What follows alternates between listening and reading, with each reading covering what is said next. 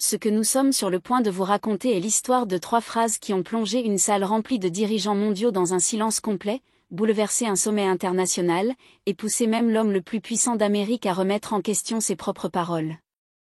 Il s'agit d'un moment où la dignité a affronté l'arrogance, où la force tranquille a surmonté le vacarme, et où le monde a été témoin de ce qui se produit lorsque quelqu'un ose enfin dire tout haut ce que tout le monde pense tout bas. Ce n'est pas seulement une affaire de politique ou de diplomatie. C'est le moment où la vérité a transpercé les faux-semblants comme une lame dans de la soie, coupant le souffle à chacun et posant une question redoutable: à quoi ressemble réellement le véritable pouvoir ? Les sols en marbre du Centre international de conférences de Genève avaient déjà été témoins de leur part d'histoire. Des présidents avaient arpenté ces couloirs. Des traités y avaient été signés, et le sort de nations entières s'était souvent décidé derrière ces portes dorées.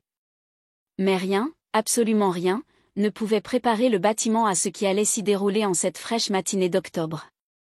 Le Forum mondial sur le développement était ce genre d'événement où le champagne coûtait plus cher que le salaire mensuel de la plupart des gens, où les poignées de main valaient des milliards, et où les mots « responsabilité mondiale » étaient lancés comme des confettis à un mariage. Un théâtre, sophistiqué et coûteux, où chacun connaissait son texte et jouait son rôle avec une précision maîtrisée. La sécurité était plus stricte qu'un coffre-fort bancaire, détecteur de métaux, appareil à rayons X, et assez de gardes armés pour occuper un petit pays. Chaque entrée était surveillée, chaque invité filtré, et chaque conversation probablement enregistrée. Les autorités suisses ne prenaient aucun risque avec ce rassemblement de puissance mondiale. À l'intérieur de l'auditorium principal, les lustres en cristal projetaient une lumière prismatique sur des rangées de sièges parfaitement disposés. La scène était dressée, une grande table en U, recouverte d'une nappe blanche immaculée, des verres à eau en cristal alignés avec une précision militaire, et des micros testés à la perfection. C'est ici que les voix les plus influentes du monde débattaient de l'avenir de l'aide internationale, du développement global et de ce qu'ils aiment appeler la prospérité partagée. La liste des invités était un véritable Who's Who de l'influence mondiale: ministre des Finances du G7, président de banques de développement, PDG de multinationales pharmaceutiques, et milliardaires de la tech ayant fait fortune pendant que la moitié de la planète n'avait même pas accès à Internet. On les voyait échanger cartes de visite et sourires convenus, pendant que les photographes immortalisaient chaque poignée de main. Mais 2 hommes dans cette salle détonnaient. Le premier était Ibrahim Traoré, président du Burkina Faso. À 35 ans, il était jeune selon les standards présidentiels, mais son regard portait le poids de ceux qui ont traversé des épreuves. Il n'était pas arrivé avec un cortège présidentiel. Pas de SUV noir, pas d'armée de conseillers, pas d'attachés de presse. Il avait fait son entrée presque invisible, vêtu de son uniforme militaire vert foncé, à milieu des costumes hors de prix qui emplissaient la pièce. Traoré était arrivé au pouvoir après un coup d'État ayant renversé un gouvernement jugé trop aligné sur les intérêts étrangers. Sa rhétorique anticoloniale et son appel à une souveraineté africaine affirmée en avaient fait un héros pour certains, une menace pour d'autres. Les gouvernements occidentaux l'observaient avec méfiance. Réformateur ou révolutionnaire ? Tous s'accordaient à dire une chose: il était imprévisible, et cela mettait les diplomates en alerte. Le second homme était Donald Trump, ancien et actuel président des États-Unis. Il pénétra dans le bâtiment comme s'il en était le propriétaire, ce qui, compte tenu de l'influence américaine sur les institutions internationales, n'était pas entièrement faux. Cravate rouge, brushing impeccable, et cette assurance théâtrale qui avait redéfini la politique américaine depuis presque une décennie. Son entourage occupait 2 ascenseurs, agents du secret service, stratèges politiques, responsables de la communication, et toute une armée de collaborateurs dévoués à entretenir une seule illusion, celle qu'il était toujours l'homme le plus important de la pièce. Les relations de Trump avec l'Afrique avaient toujours été complexes. Ses déclarations passées sur le continent avaient provoqué des tensions diplomatiques durables, et sa vision de l'aide étrangère était résolument transactionnelle. Pour lui, l'aide n'était pas un acte de générosité, mais un investissement exigeant des retours. La matinée s'était déroulée selon le scénario classique: intervention polie sur les objectifs de développement durable, engagement vague en faveur de partenariats durables, et ce langage diplomatique soigneusement calibré pour tout dire sans jamais rien promettre. Mais tout le monde attendait le moment clé, prévu à 14 heures, la table ronde intitulée « Responsabilité mondiale et avenir de l'aide ».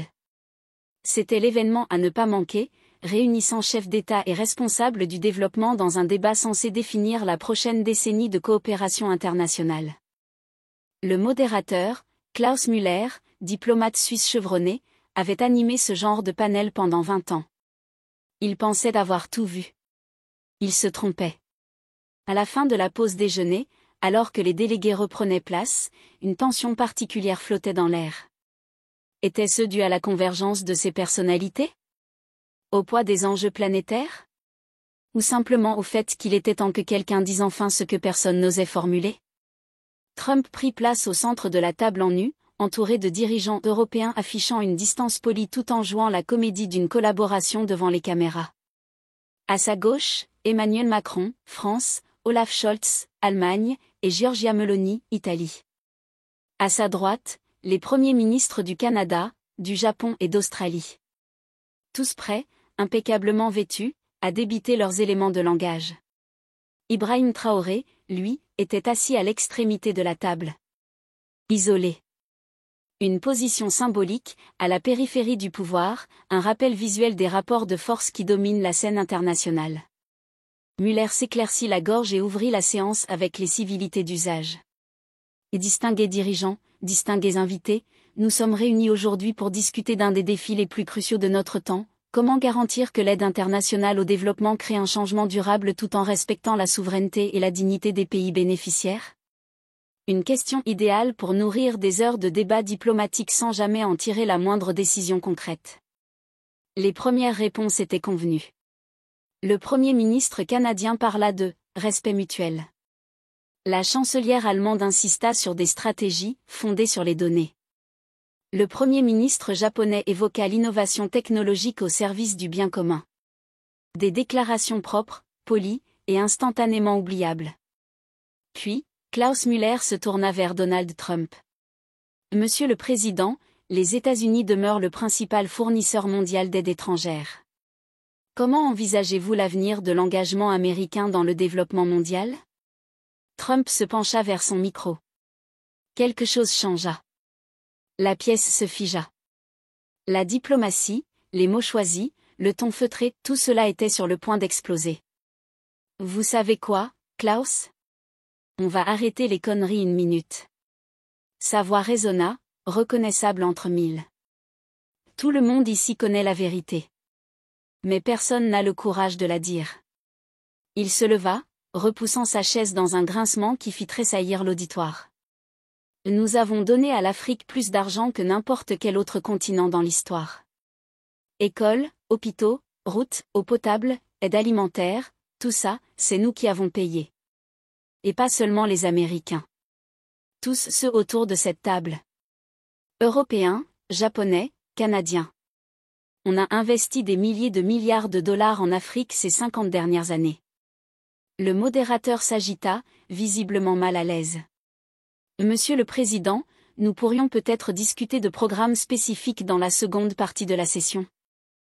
Tenta Klaus Müller, espérant ramener la discussion sur des rails plus diplomatiques. Mais Trump l'ignora, haussant la voix comme pour s'assurer que personne ne puisse détourner l'attention. Et qu'avons-nous obtenu en retour? Rien. Zéro reconnaissance.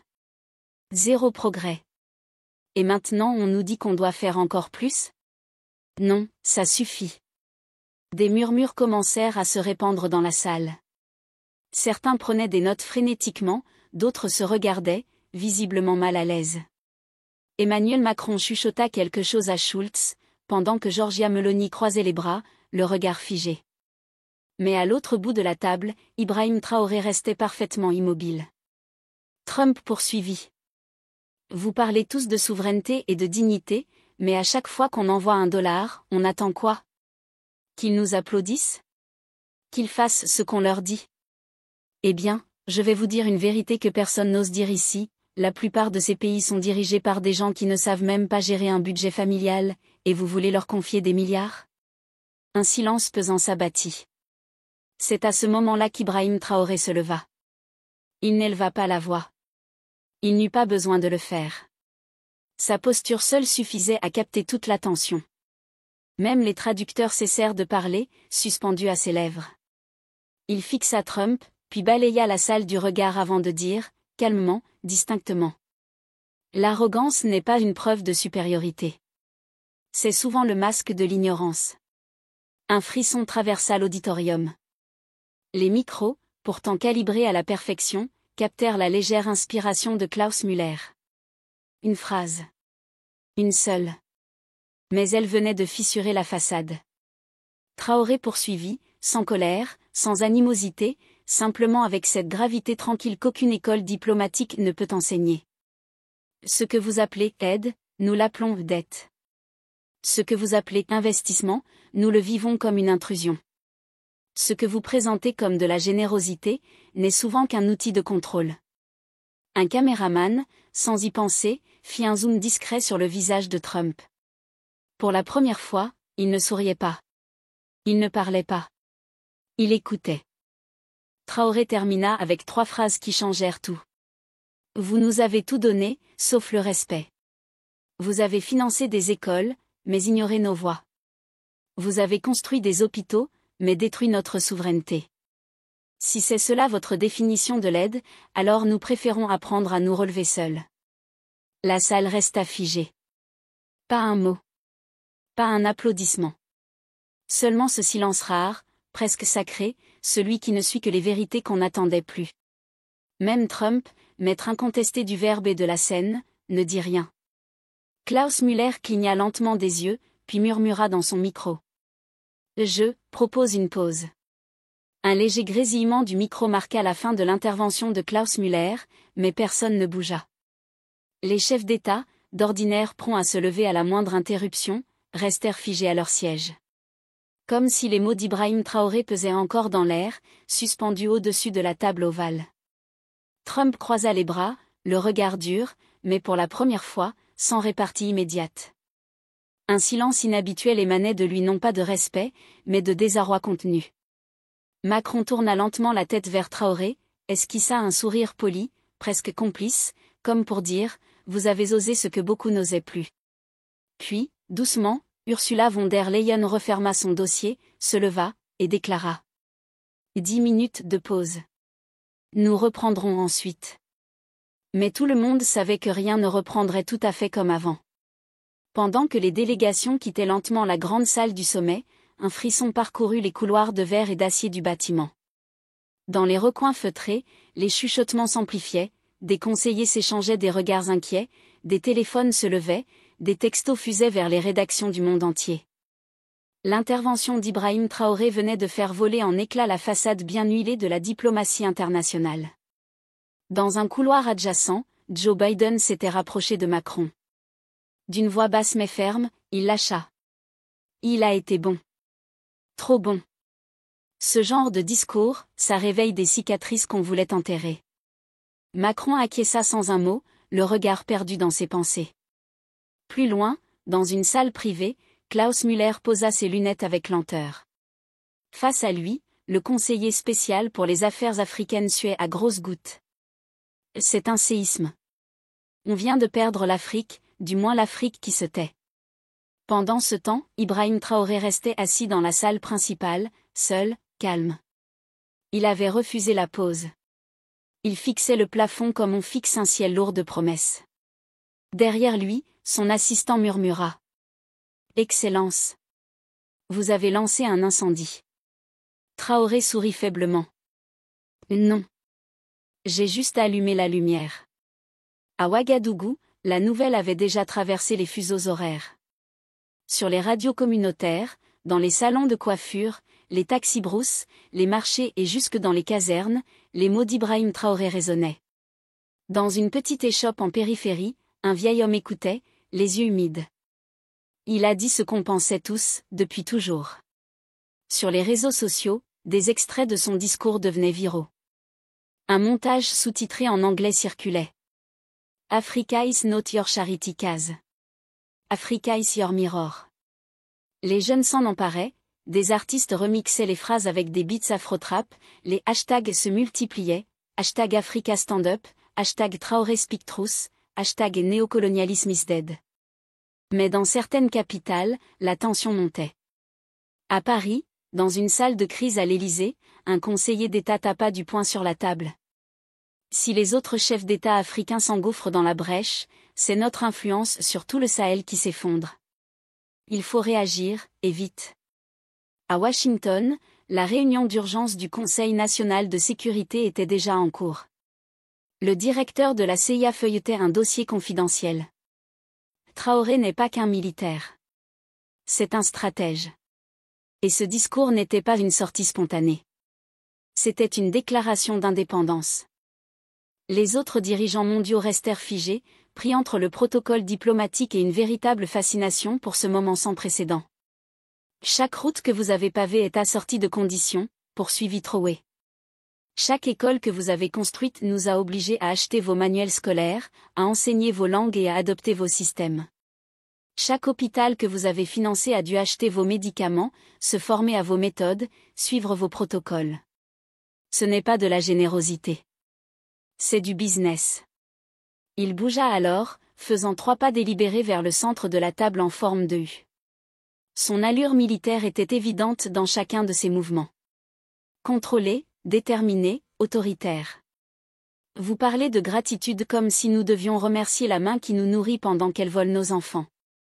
Vous exigez de la reconnaissance pour une aide qui coûte toujours plus cher qu'elle ne rapporte. Vous voulez des applaudissements pour une aide qui nous rend plus dépendants, et non plus libres.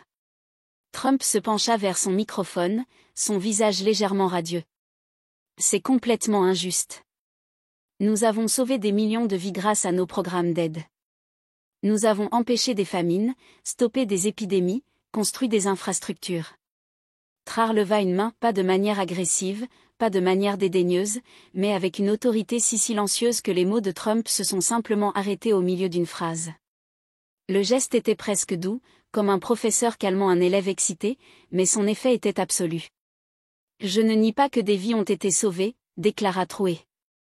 Je ne rejette pas les routes, les hôpitaux ou les écoles, mais je ne prétends pas que le salut est venu sans prix ou que le prix était juste. Il s'arrêta, laissant ses mots reposer. Lorsqu'il continua, sa voix avait un poids qui fit que tout le monde dans la pièce se pencha légèrement en avant. Le véritable pouvoir n'a pas besoin de s'annoncer. Il n'est pas nécessaire d'exiger de la gratitude ou d'énumérer ses réalisations. Le véritable pouvoir crée, donne du pouvoir, puis se retire pour laisser les autres s'épanouir. Ce que vous décrivez n'est pas du pouvoir. C'est un besoin déguisé en autorité. L'observation était chirurgicale dans sa précision. Autour de la table, d'autres dirigeants mondiaux se retrouvèrent à examiner leur propre conscience, se demandant s'ils avaient eux aussi confondu contrôle et leadership, gestion et autonomisation. Vous vous moquez de nous parce que nous avons besoin d'aide, puis vous concevez des systèmes qui garantissent que nous avons toujours besoin de plus d'aide. Vous critiquez notre dépendance, puis vous structurez l'aide de manière à approfondir cette dépendance. Vous vous plaignez de l'ingratitude tout en construisant des relations qui rendent la gratitude authentique impossible. Trump était visiblement en difficulté, sa confiance habituelle remplacée par le malaise de quelqu'un qui n'a pas l'habitude d'être intellectuellement dominé en public. Écoute, je n'ai jamais dit ça. Mais Traoré continuait, son rythme désormais hypnotique, chaque phrase se construisant sur la précédente comme des vagues s'approchant du rivage. La main qui donne peut être généreuse ou possessive. Elle peut ouvrir des portes ou créer des serrures. Elle peut planter des graines ou arracher des racines. Vous avez choisi la possession plutôt que la générosité, les serrures plutôt que les portes, l'arrachage des racines plutôt que la plantation des graines. Les métaphores étaient suffisamment simples pour que tout le monde puisse les comprendre, mais suffisamment sophistiquées pour véhiculer plusieurs niveaux de signification. Il ne s'agissait pas seulement de rhétorique politique. C'était de la poésie avec un but. Et maintenant, vous vous tenez devant le monde, frustré que votre possessivité n'ait pas généré d'amour, que vos mèches n'aient pas créé de sécurité, que votre arrachage de racines n'ait pas produit de gratitude. Vous nous reprochez de ne pas apprécier un don qui n'a jamais été donné gratuitement. L'attaque fut dévastatrice précisément parce qu'elle n'était pas motivée par la colère. Le ton de Traoré restait mesuré, presque doux. Il ne criait pas et ne gesticulait pas sauvagement. Il énonçait simplement les faits avec la clarté de quelqu'un qui avait réfléchi profondément à ces questions bien avant ce moment. Depuis 60 ans, vous nous dites que nous sommes des enfants qui ont besoin d'être guidés. Vous avez structuré chaque interaction pour confirmer notre dépendance et votre sagesse. Vous avez bâti des institutions conçues pour nous aider, mais seulement de manière à ce que vous restiez essentiel à notre progrès. À présent, les autres dirigeants mondiaux semblaient véritablement mal à l'aise. Car même si Trowe s'adressait directement à Trump, ses paroles s'appliquaient à pratiquement toutes les approches des pays développés en matière d'aide internationale. Alors vous vous demandez pourquoi nous ne vous faisons pas confiance. Vous vous demandez pourquoi les jeunes dirigeants remettent en question vos motivations. Vous vous demandez pourquoi la gratitude que vous attendiez ne s'est jamais matérialisée. Il s'arrêta de nouveau et pendant cette pause, quelque chose bougea dans la pièce. La dynamique de pouvoir qui semblait si claire lorsque Trump parlait s'était complètement inversée. Trump ressemblait désormais à celui qu'on se faisait sermonner, à celui qui était sur la défensive. Mais voici ce que vous ne pouvez vraiment pas comprendre, continua Trowe, sa voix tombant presque à un murmure qui semblait en quelque sorte plus fort qu'un cri. La dignité ne peut pas être donnée. On ne peut que la reconnaître ou la détruire. Vous avez passé des décennies à détruire la nôtre tout en exigeant des remerciements pour ce privilège. Les mots frappaient comme des coups de marteau, chacun placé avec précision pour un impact maximal.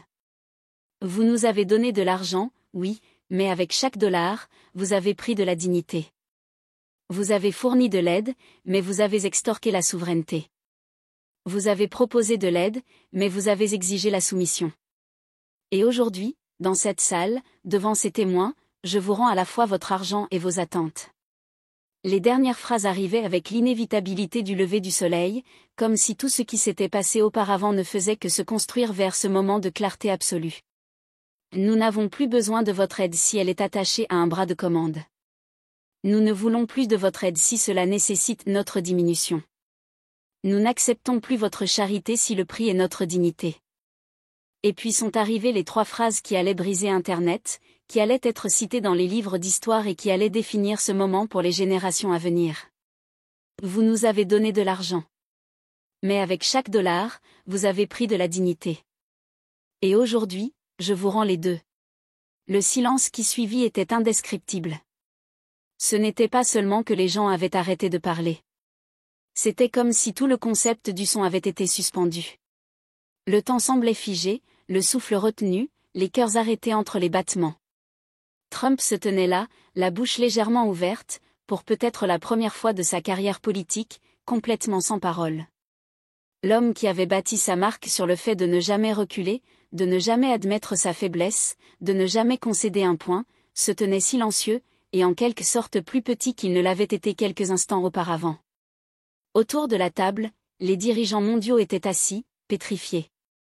Certains semblaient bizarres, d'autres mal à l'aise, mais tous reconnaissaient qu'ils venaient d'assister à quelque chose d'inédit. Il ne s'agissait pas simplement d'un échange diplomatique qui aurait dérapé. Il s'agissait d'une dynamique de pouvoir fondamentale qui était réécrite en temps réel.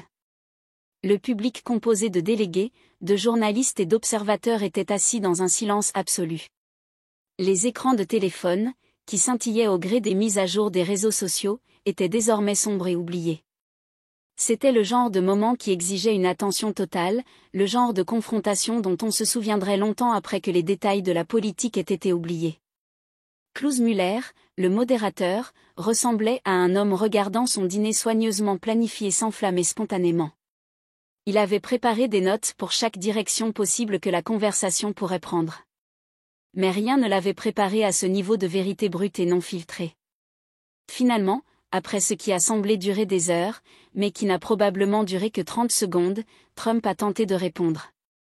Sa voix, quand elle se fit entendre, manquait de sa conviction habituelle. C'est une perspective très intéressante, dit-il, les mots sonnant creux même pour lui-même. Mais je pense que nous devons examiner les résultats réels de nos programmes d'aide, les résultats mesurables, les vies qui ont été améliorées. Il s'agissait d'une tentative désespérée de revenir sur un terrain plus sûr, de ramener la conversation vers les statistiques et la politique des détails sur lesquels il pourrait reprendre pied. Mais le moment était passé au-delà de telles retraites. Trowe n'a pas interrompu cette fois. Il a simplement attendu, laissant les mots de Trump s'estomper dans le silence, démontrant par sa patience qu'il n'avait pas besoin de rivaliser pour attirer l'attention. Le silence persista encore quelques instants, chargé de cette tension palpable, avant qu'un murmure discret ne commence à s'élever dans l'assemblée. Puis, une main se leva timidement du côté des dirigeants africains. C'était la présidente d'un petit État d'Afrique de l'Ouest, dont la voix tremblait légèrement mais portait une conviction indéniable. Monsieur Trowe, dit-elle, vous avez exprimé ce que beaucoup ressentent mais n'osent pas dire à voix haute.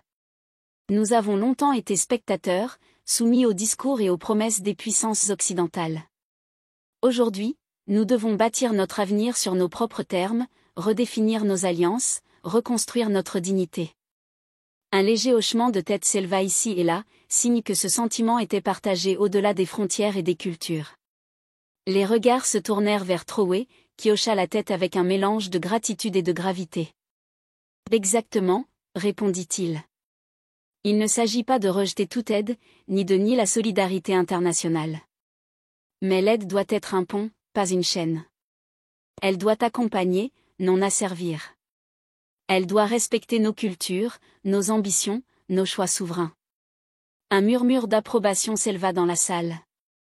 Trowe s'adressa alors à tous les dirigeants présents. Nous proposons aujourd'hui un pacte nouveau, fondé sur l'égalité, la transparence et la réciprocité. Un pacte où les peuples ne seront plus jamais réduits à des chiffres d'aide ou des clients de programme. Un pacte où chaque nation est partenaire à part entière. Un ambassadeur européen se leva, visiblement secoué mais cherchant à ne pas perdre la face. Cette proposition est ambitieuse, concéda-t-il. Mais elle demande une refonte complète des mécanismes existants, une remise en question profonde des intérêts en jeu. N'est-ce pas utopique dans le contexte actuel ? Trowe répondit calmement. L'utopie est parfois la seule réalité possible qui mérite d'être poursuivie. Le vrai pouvoir ne s'impose pas par la peur ou la dépendance, mais par le respect mutuel et la coopération sincère. Il se tourna vers les journalistes, dont les caméras captaient chaque instant, chaque émotion. Ce moment est historique. Il est temps de réécrire les règles. Non plus pour enrichir quelques-uns, mais pour élever tous les peuples. La salle explosa en applaudissements. Ce qui avait commencé comme une confrontation s'était transformé en un appel à un changement global, un cri du cœur pour la justice et la dignité. Alors que les applaudissements s'estompaient doucement, une femme au regard perçant prit la parole. C'était la ministre de la coopération d'un pays d'Amérique latine, connue pour son franc-parler et son engagement envers les causes sociales. Monsieur Trowe, ajouta-t-elle, votre vision rejoint celle que nous partageons dans nos régions. Trop longtemps, les peuples du Sud ont été traités en simples bénéficiaires passifs. Il est temps que nous devenions des acteurs à part entière, co-créateurs d'un avenir commun. Mais pour cela, il faudra aussi que nos gouvernements s'engagent à plus de transparence et de responsabilité. Un murmure d'assentiment parcourut l'Assemblée. Trowe acquiesça. Vous avez raison, Madame la ministre. La transformation doit être globale, interne comme externe. Il ne s'agit pas seulement de modifier les relations entre nations, mais aussi de renforcer les institutions, de lutter contre la corruption, et de redonner aux citoyens leur pouvoir. Un jeune dirigeant d'Asie du Sud-Est, jusque-là silencieux, prit alors la parole avec une énergie nouvelle. Cette nouvelle ère ne pourra s'imposer que si nous unissons nos forces. La fragmentation nous affaiblit. C'est en forgeant des alliances solides, respectueuses de nos diversités, que nous pourrons bâtir un monde plus juste et durable.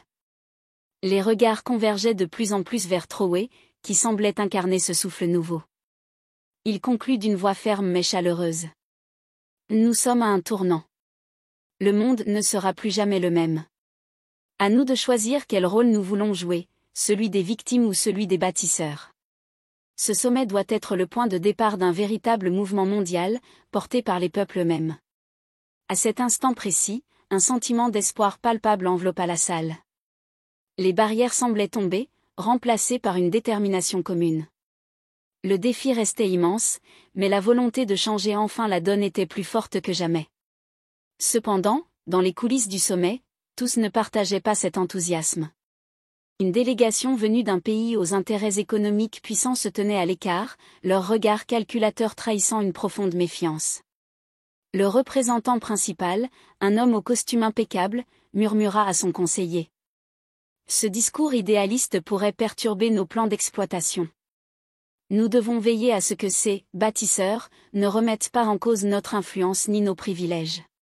Mais à l'extérieur, la dynamique était déjà en marche. Des groupes de jeunes militants et d'activistes, réunis autour de la figure inspirante de Trowey, commençaient à organiser des forums parallèles, des ateliers de réflexion, des campagnes sur les réseaux sociaux. Leur objectif, transformer les paroles en actions concrètes.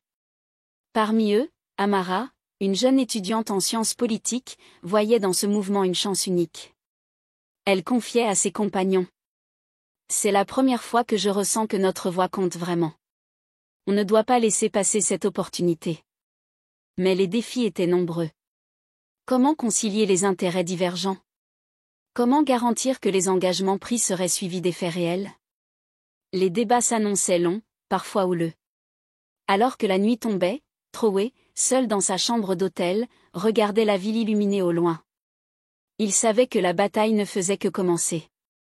La vraie transformation ne dépendrait pas seulement des discours, mais de la capacité de chacun à s'impliquer, à dépasser ses peurs et ses intérêts personnels.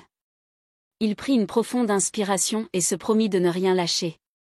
Le monde attendait ce souffle nouveau. Le lendemain matin, alors que le soleil se levait sur la ville encore endormie, une silhouette discrète fit son entrée dans la salle principale du sommet. C'était Elena Vargas, une experte en négociation internationale réputée pour son pragmatisme et son habileté à désamorcer les conflits. Son regard perçant balayait la pièce, analysant les différents acteurs avec une lucidité froide. Trowey la reconnut immédiatement. Elle avait été un allié précieux lors de précédentes campagnes, mais elle n'hésitait jamais à confronter ses idées, même si cela signifiait bousculer les convictions les plus fermes. Trowey, lui lança-t-elle d'une voix claire, il est temps de traduire nos rêves en réalité tangible. Les paroles, c'est bien, mais la stratégie, c'est ce qui fera toute la différence. Ensemble, ils commencèrent à élaborer un plan qui pourrait à la fois répondre aux exigences des plus puissants et protéger les intérêts des communautés vulnérables. Elena proposa de créer un comité mixte, composé de représentants de chaque faction présente au sommet, afin d'assurer un dialogue constant et transparent. Mais les défis ne s'arrêtaient pas là. Lors d'une pause, un groupe d'opposants lança une campagne de désinformation sur les réseaux sociaux, cherchant à semer le doute et la division parmi les participants.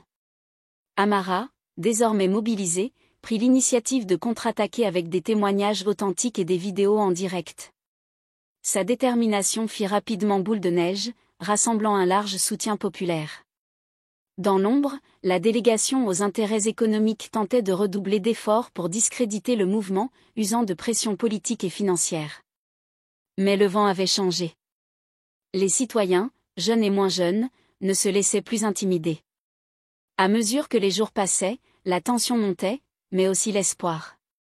Trowey, Elena, Amara, et bien d'autres devenaient les visages d'un combat collectif, unis par la conviction qu'un autre monde était possible. Avez-vous un message pour les autres dirigeants africains qui regardent cela, demanda-t-elle. J'ai le même message pour les dirigeants du monde entier, répondit Tror, dit la vérité. Servez votre peuple.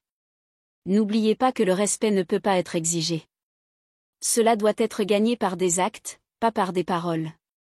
Sur ce, il s'éloigna, laissant la journaliste et une foule croissante de spectateurs debout sur les marches du Centre international de conférences de Genève, tentant de comprendre ce dont ils venaient d'être témoins. En quelques heures, la confrontation explosa sur toutes les plateformes de médias sociaux. Le clip vidéo fut partagé des millions de fois, doublé et sous-titré dans des dizaines de langues. Les chaînes d'information du monde entier diffusèrent cette histoire dans leurs émissions du soir. Les éditorialistes eurent du mal à saisir l'importance du moment, tandis que les analystes politiques débattaient de ses implications à long terme. À Washington, les conseillers de Trump travaillaient frénétiquement pour élaborer une réponse qui pourrait d'une manière ou d'une autre sauver la situation. Mais comment répondre à des critiques aussi précises et dévastatrices sans paraître sur la défensive ou vindicatif? En Afrique, la réaction fut immédiate et écrasante. De Lagos au Caire, de Johannesburg à Nairobi, les gens regardèrent la vidéo avec un mélange de fierté, d'étonnement et d'espoir. Voilà enfin un leader qui avait dit ce qu'il pensait depuis des décennies, mais qu'il n'avait jamais entendu exprimer avec autant de force sur une telle scène. Les étudiants universitaires organisèrent des soirées de visionnage. Les influenceurs des médias sociaux créèrent des vidéos de réaction. Les artistes commencèrent à réaliser des peintures murales et des œuvres d'art numérique inspirées du moment. La phrase « Je rends les deux » devint un cri de ralliement pour les mouvements de dignité à travers le continent et au-delà.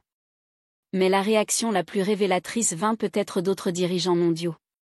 Au cours des conversations privées qui suivirent, de nombreuses personnes admirent que les paroles de Trowe les avaient forcés à affronter des vérités dérangeantes sur leurs propres approches des relations internationales. Certains commencèrent à réévaluer discrètement les programmes d'aide et les stratégies diplomatiques, reconnaissant que les anciens modèles pourraient ne plus être viables dans un monde où les jeunes dirigeants étaient de moins en moins disposés à accepter un manque de respect déguisé en assistance. La confrontation de Genève avait duré moins de 15 minutes, mais son impact allait se faire sentir pendant des années. Cela marqua le moment où l'ordre post-colonial commença à se fissurer. Lorsque l'autorité morale occidentale commença à s'effondrer, une nouvelle génération de dirigeants s'annonça avec clarté et courage. Ibrahim Traoré était venu à Genève en tant que président d'un petit pays africain enclavé. Il partit comme la voix d'un mouvement, l'incarnation d'un nouveau type de leadership qui refusait d'échanger la dignité contre l'assistance, le respect des ressources ou la vérité contre le confort. Le monde ne serait plus jamais tout à fait le même. Et c'était peut-être exactement ce dont il avait besoin. Mais l'histoire ne s'arrête pas là. En fait, ce qui se passa ensuite allait prouver que les mots, lorsqu'ils sont prononcés avec une conviction absolue, peuvent effectivement remodeler la réalité.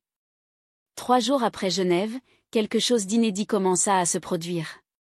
Tout débuta discrètement, presque invisiblement, dans les couloirs du pouvoir, là où se prennent les vraies décisions, loin des caméras et des micros. À Berlin, le chancelier Schulz convoqua une réunion d'urgence avec ses ministres du développement.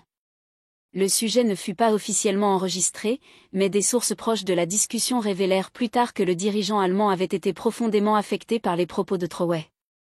Nous devons examiner si nos programmes d'aide donnent réellement du pouvoir aux bénéficiaires ou s'ils les rendent simplement plus dépendants de nous, fut-il cité disant. En une semaine, l'Allemagne annonça une révision complète de ses initiatives de développement en Afrique, axée sur ce qu'elle appela un partenariat centré sur la dignité. Des discussions similaires eurent lieu dans les capitales d'Europe et d'Amérique du Nord.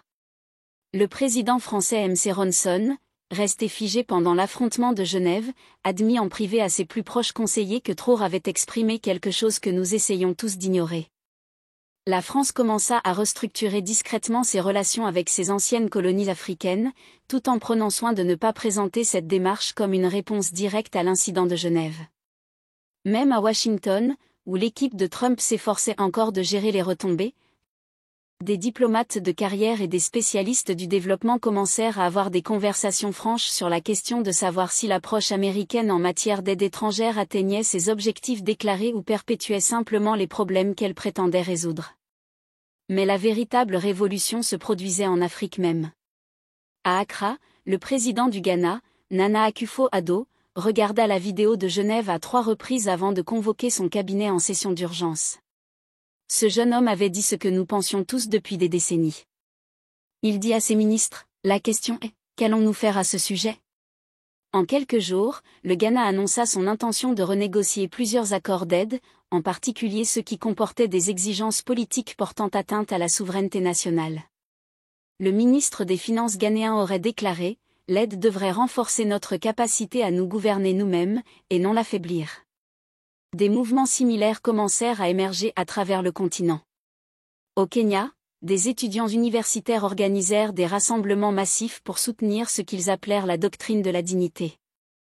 Au Nigeria, l'influent artiste afro-béa Burna Boy sortit une chanson intitulée Return Boat qui échantillonnait l'audio du discours de Trowe et devint rapidement un hymne pour les jeunes Africains exigeant le respect de leurs partenaires internationaux. L'explosion des médias sociaux ne ressemblait à rien de ce que les observateurs politiques avaient jamais vu. Le hashtag « Retour » était à la mode dans plus de 40 pays. Mais ce ne furent pas seulement les Africains qui partagèrent le contenu. Les jeunes d'Amérique latine, d'Asie et même de certaines régions d'Europe commencèrent à utiliser cette expression pour remettre en question leurs propres expériences face aux politiques condescendantes d'aide et de développement. Un moment particulièrement fort se produisit lorsqu'un groupe de dirigeants autochtones d'Amérique latine publia une réponse vidéo au discours de Trowe. ce que vous avez dit à Genève, déclara Maria Santos, militante bolivienne des droits des autochtones, s'applique à toutes les communautés à qui l'on a dit qu'elles devaient être sauvées par les personnes mêmes qui ont créé leurs problèmes en premier lieu. L'expression « développement centré sur la dignité » commença à apparaître dans des articles universitaires, des propositions politiques et des documents de l'ONU. Les organisations internationales de développement se retrouvèrent dans une situation difficile, elles durent réviser leurs énoncés de mission et la conception de leurs programmes pour répondre à ce que l'on appelait le défi de Genève. Pendant ce temps, à Ouagadougou, Ibrahim Traoré subissait une pression d'un autre type. Son téléphone sonnait sans cesse, avec des demandes d'interview de la part des principaux médias internationaux, CNN, BBC, Al Jazeera, France 24. Tout le monde voulait capturer davantage de la magie qui avait électrisé Genève. Mais Traoré resta sélectif, n'acceptant que des entretiens où il pouvait discuter d'alternatives politiques substantielles plutôt que de simplement rejouer la confrontation. Dans une interview particulièrement révélatrice avec Zab Badawi de la BBC, il expliqua sa philosophie. L'objectif n'a jamais été d'embarrasser qui que ce soit ni de rejeter toute forme de coopération internationale. L'objectif était d'établir que la coopération doit se faire entre égaux, et non entre bienfaiteurs et bénéficiaires. Lorsque vous traitez quelqu'un comme quelqu'un qui est perpétuellement dans le besoin, vous le privez de la possibilité de devenir véritablement indépendant. Mais tout le monde ne célébrait pas. Les groupes de réflexion et les instituts politiques occidentaux commencèrent à publier des articles remettant en question le caractère réaliste et durable de l'approche de Traoré. La Heritage Foundation publia un rapport intitulé « Les dangers du nationalisme de l'aide ». Le Council on Foreign Relations mettait en garde contre la montée du sentiment anti-occidental déguisé en mouvement souverainiste. Les intérêts des entreprises étaient particulièrement nerveux.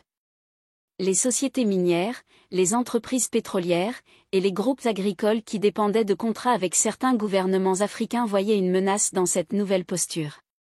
Mais malgré les critiques, l'effet de Traoré s'amplifia. Lors d'une conférence sur la coopération internationale à Tokyo, la ministre japonaise des Affaires étrangères annonça la création d'un fonds spécial pour soutenir des initiatives de développement dirigées localement, en réponse directe à l'appel pour un partenariat respectueux et égalitaire. À Genève, les initiateurs de la rencontre internationale commencèrent à planifier une conférence consacrée au thème « Développement centré sur la dignité et les droits humains », prévue pour l'année suivante.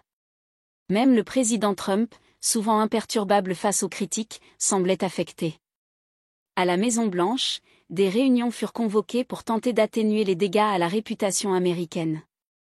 Des porte-paroles répétèrent que les États-Unis restaient engagés envers leurs alliés africains. Mais la confiance avait été ébranlée. Le vieux jeu de la diplomatie coercitive avait montré ses limites. Le président américain fut vu plus tard en train de regarder la vidéo, seul dans son bureau, un air songeur sur le visage.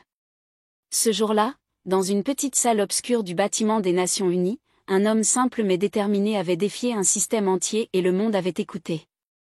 Ce moment resta gravé dans l'histoire comme celui où la voix d'un homme, au nom de toute une génération, rappela au monde que la dignité ne se négocie pas. Et que parfois, pour changer le monde, il suffit de dire la vérité simplement, clairement, courageusement. Dans les semaines qui suivirent, le discours de Traoré ne cessa de résonner. Les institutions internationales, sous la pression croissante des opinions publiques africaines et mondiales, durent repenser leurs méthodes et leurs discours. Des sommets régionaux furent organisés, réunissant chefs d'États africains, représentants des organisations non gouvernementales, entrepreneurs et jeunes activistes. Tous cherchaient à élaborer une nouvelle voie, un modèle de développement véritablement fondé sur l'écoute, le respect et la co-construction. Loin des projecteurs, dans les bureaux feutrés des grandes capitales, des négociations inédites prenaient forme. Cette fois, les demandes africaines étaient claires, un partenariat sans conditions imposées, une reconnaissance pleine et entière de leur souveraineté et une coopération axée sur le partage des savoirs et des ressources, dans un esprit de justice et d'égalité. À Nairobi, une coalition d'États africains lança une initiative baptisée « Renaissance africaine », visant à créer un fonds indépendant financé par les pays du continent pour soutenir leurs propres projets de développement. L'objectif, réduire la dépendance aux bailleurs de fonds étrangers et renforcer les capacités locales. Dans les écoles et universités, un vent nouveau soufflait. Les jeunes reprenaient à leur compte les idées de Traoré, multipliant les débats, les forums citoyens, les projets collaboratifs. Ce fut une véritable prise de conscience collective, un réveil de la fierté et de la responsabilité partagée. Dans les mois qui suivirent, d'autres leaders émergèrent, inspirés par cet élan. Des voix se firent entendre pour réclamer des réformes structurelles, pour dénoncer la corruption qui freinait les progrès, pour défendre les droits des plus vulnérables. Les médias internationaux, eux aussi, changèrent de ton. Plutôt que de perpétuer des clichés paternalistes, ils commencèrent à raconter des histoires de résilience, de créativité et de progrès portés par les Africains eux-mêmes. Même au cœur des grandes puissances, la pression citoyenne força les gouvernements à adopter des positions plus respectueuses et collaboratives. De nouvelles alliances se nouèrent, fondées sur la confiance et la réciprocité. Mais le chemin restait long. Des intérêts puissants continuaient de s'opposer à ces transformations. Des résistances se manifestaient parfois, au sein même des pays africains, là où les systèmes hérités du passé tentaient de préserver leurs privilèges. Traoré, lui, poursuivait son combat avec une détermination sans faille. Il voyageait sans relâche, participant à des conférences, rencontrant des jeunes leaders, encourageant les dialogues entre nations. Dans une allocution lors de la Conférence mondiale sur la paix et le développement à New York, il conclut. Nous avons fait un pas décisif à Genève, mais ce pas n'est que le début. La dignité, la justice et le respect sont les fondations sur lesquelles nous devons bâtir l'avenir. Ensemble, nous pouvons créer un monde où chaque voix compte, où chaque peuple choisit son destin. Et cette vision, portée par un homme, devint celle d'un continent entier, puis d'un monde qui, peu à peu, réapprenait à écouter, à comprendre et à changer. Cependant, malgré cet élan d'espoir, les défis restaient immenses. Les structures de pouvoir en place, souvent enracinées depuis des décennies, n'étaient pas prêtes à céder facilement. Des lobbyistes influents, des intérêts économiques bien établis, ainsi que certains acteurs politiques conservateurs tentaient de freiner cette vague de changement. Dans plusieurs pays, des mouvements populaires prirent de l'ampleur, mais furent confrontés à une répression parfois brutale. Des leaders courageux furent arrêtés, des manifestations dispersées. Pourtant, la flamme ne s'éteignait pas. Au contraire, elle grandissait, portée par une jeunesse connectée, déterminée à défendre ses droits et à imposer une nouvelle gouvernance. Les réseaux sociaux devinrent un outil majeur de mobilisation. Des campagnes internationales de solidarité virent le jour, relayant les voix étouffées, dénonçant les abus, et soutenant les initiatives locales. La solidarité entre peuples s'étendait au-delà des frontières, créant une nouvelle communauté mondiale engagée. Parallèlement, les premières réussites commencèrent à émerger. Des projets d'énergie renouvelable, des écoles innovantes, des coopératives agricoles durables virent le jour, souvent portés par des partenariats locaux renforcés par l'appui des diasporas. Ces succès concrets démontraient qu'un autre modèle était possible, un modèle qui respectait à la fois la richesse des territoires et la dignité des habitants. Traoré, toujours au cœur de ce mouvement, organisa une grande assemblée à Dakar, rassemblant des représentants de toute l'Afrique ainsi que des alliés internationaux. Ce fut un moment historique, où furent signées plusieurs chartes pour la transparence, l'éthique dans les affaires, et la protection des droits fondamentaux. Mais surtout, ce fut l'occasion de célébrer la diversité des cultures africaines et de mettre en avant leurs savoirs ancestraux, longtemps dévalorisés, désormais reconnus comme des ressources essentielles pour un développement durable et équitable. La bataille était loin d'être terminée, mais chaque pas consolidait un avenir où l'Afrique serait maîtresse de son destin. Le ton condescendant de Carlson et ses statistiques soigneusement sélectionnées sur l'aide américaine à l'Afrique n'ont fait que renforcer l'argument initial de Traoré sur le paternalisme occidental. La réaction a été rapide et brutale. Les dirigeants afro-américains qui étaient restés silencieux lors de la confrontation initiale de Genève se sont maintenant exprimés avec force. Lorsque vous ignorez les préoccupations légitimes d'un dirigeant africain en matière de dignité et de respect, a déclaré le révérend Al Sharpton, militant des droits civiques, vous ne l'attaquez pas seulement. Vous attaquez le principe fondamental selon lequel tous les êtres humains méritent d'être traités sur un pied d'égalité. Le Congressional Black Caucus a publié une déclaration soutenant l'appel du président Traoré à des relations internationales axées sur la dignité. Plusieurs célébrités afro-américaines, dont Oprah Winfrey et Michael Jordan, ont utilisé leur tribune pour amplifier le message de Traoré. Plus dommageable encore pour Trump a été la réaction des jeunes politiciens républicains, qui y ont vu une occasion de se distancier de ce qu'ils considéraient comme des approches dépassées des relations internationales. Le sénateur Tim Scott de Caroline du Sud, souvent cité comme candidat potentiel à la présidence, a prononcé un discours à l'université de Georgetown appelant à un nouveau modèle de leadership américain qui responsabilise nos partenaires internationaux plutôt que de les condescendre. Ce moment de Genève avait provoqué un réalignement politique que personne n'avait anticipé. Les clivages gauche-droite traditionnels semblaient moins pertinents lorsque la question centrale était de savoir si les relations internationales devaient être fondées sur le respect mutuel ou la domination hiérarchique. Cela est devenu encore plus évident lorsque des événements inattendus ont eu lieu. Des voix se sont élevées pour soutenir la position de Trower.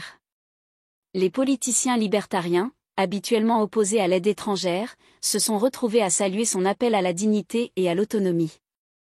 Les militants progressistes, généralement favorables à une augmentation de l'aide au développement, ont commencé à se demander si cette aide autonomisait réellement les bénéficiaires ou ne faisait que perpétuer la dépendance.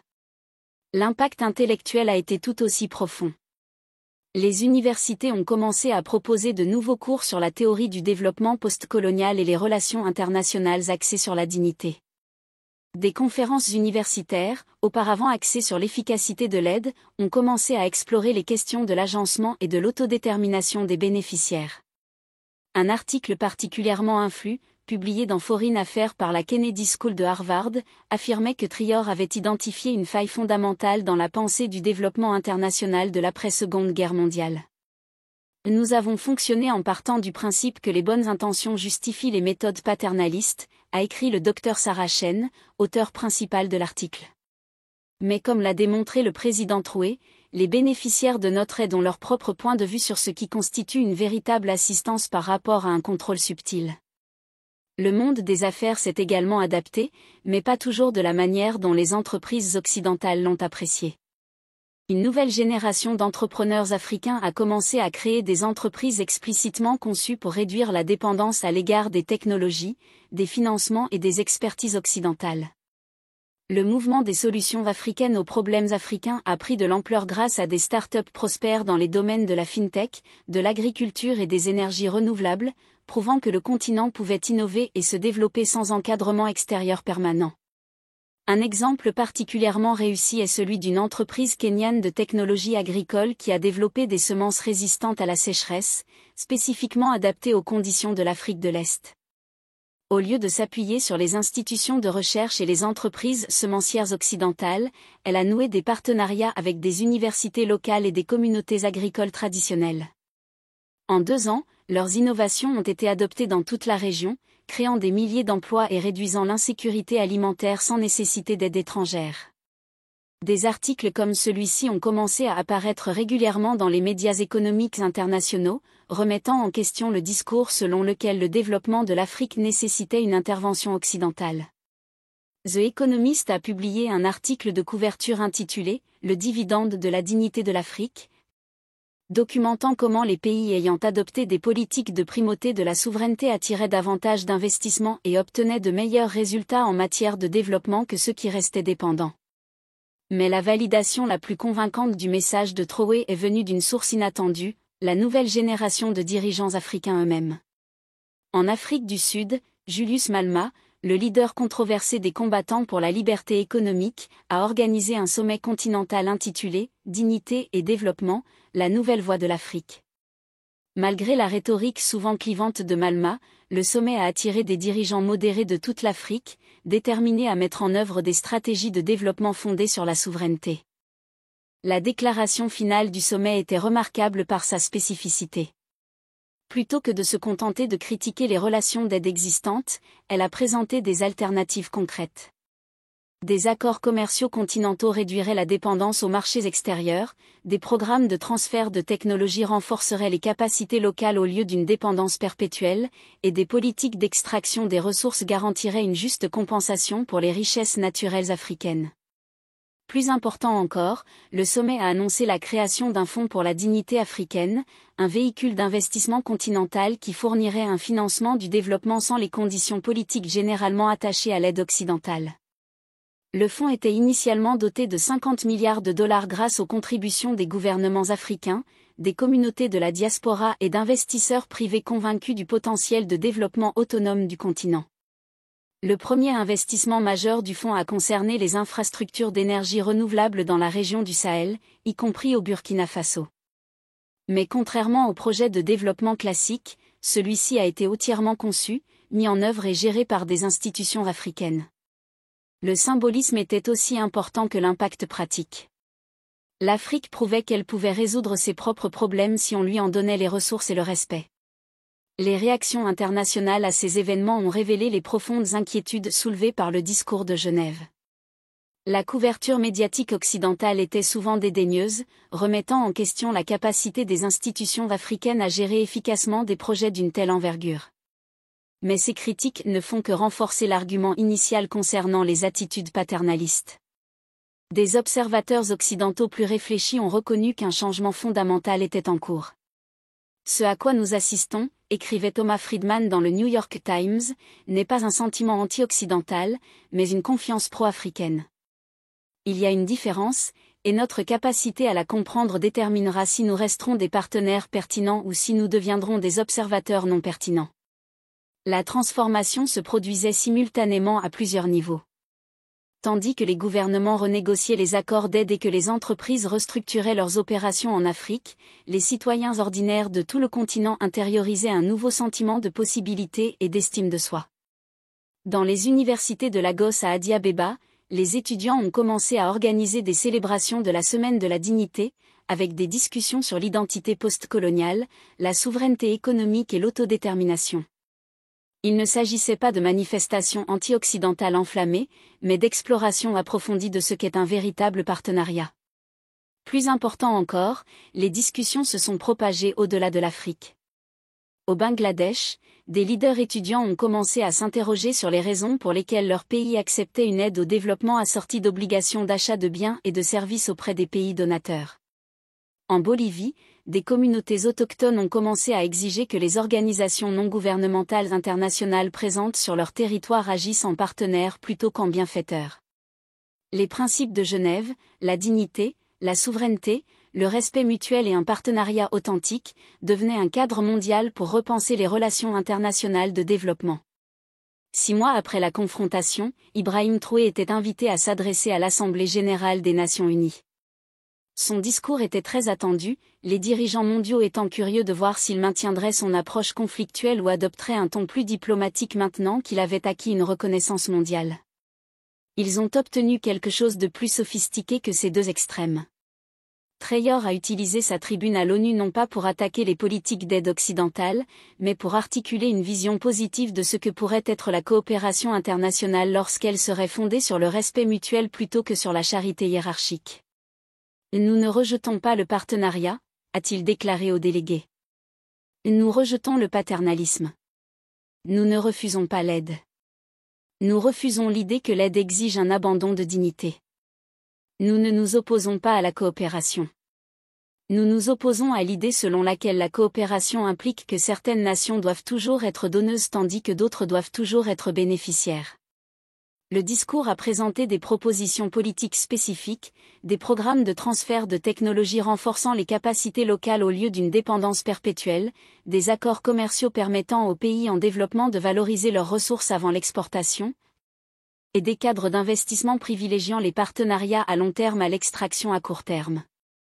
Mais le moment le plus marquant de l'intervention a été l'annonce de la « Charte mondiale de la dignité », un document qui posait les principes éthiques devant guider toutes les relations de coopération internationale. Cette charte a été rédigée en consultation avec des représentants des pays en développement, des ING, des universitaires et des leaders communautaires du monde entier. Elle a reçu un accueil enthousiaste, notamment dans les pays du Sud global. Le changement initié par cette confrontation a déclenché une dynamique globale, où les anciennes hiérarchies de pouvoir ont commencé à s'effriter face à une exigence croissante d'équité et de reconnaissance mutuelle.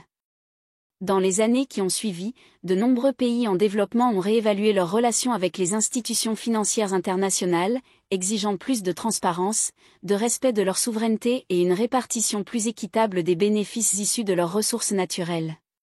Cette redéfinition des rapports a aussi influencé les organisations non gouvernementales et les agences d'aide internationale, poussant certaines à adopter des approches plus collaboratives, centrées sur l'écoute active et l'autonomisation des communautés locales, plutôt que sur une simple logique de donateur-bénéficiaire. Au-delà de la sphère politique et économique, ce nouveau paradigme a alimenté une renaissance culturelle et intellectuelle. Des mouvements artistiques et littéraires à travers le monde ont commencé à explorer les thèmes de la dignité, de l'autodétermination et du respect des identités propres, inspirant une nouvelle génération à repenser les récits dominants et à valoriser les histoires longtemps marginalisées. Finalement, cette période est devenue une référence majeure dans les études contemporaines sur la justice sociale et la gouvernance mondiale. Le discours de Genève et la doctrine de la dignité ont été inscrits comme des jalons dans la construction d'un ordre international plus juste, où la coopération se base non plus sur la charité, mais sur le partenariat égalitaire. Ainsi, le président Ibrahim Traoré est entré dans l'histoire non seulement comme un leader africain courageux, mais comme un visionnaire ayant su rappeler au monde que le progrès véritable ne peut jamais se construire sans respect ni dignité partagée. Mais que se passe-t-il lorsque la dignité affronte le pouvoir sur la scène mondiale ? Que se passe-t-il lorsque des continents entiers refusent d'échanger le respect contre des ressources ? Et comment la communauté internationale s'adapte-t-elle lorsque les anciennes règles d'engagement ne sont plus acceptables pour une nouvelle génération de dirigeants qui refusent d'être reconnaissants de leur propre amoindrissement ? Que pensez-vous lorsque quelqu'un dit enfin la vérité que tout le monde pensait, mais que personne n'osait dire ? Cela change-t-il tout ? Et lorsque la dignité affronte l'arrogance sur la scène mondiale, sentons-nous tous le sol se dérober sous nos pieds ? Dites-nous dans les commentaires ce que ce moment signifie pour vous. Et n'oubliez pas de vous abonner. La semaine prochaine, nous plongerons dans ce qui s'est passé lorsque Traoré a franchi le seuil du tribunal français et a affronté le pouvoir des entreprises avec rien d'autre que la vérité et un sens inébranlable de la justice. L'histoire que vous allez entendre vous montrera que parfois, l'arme la plus puissante contre l'injustice n'est ni la violence ni la richesse. C'est simplement refuser de se taire quand tout le monde s'attend à ce que vous le fassiez.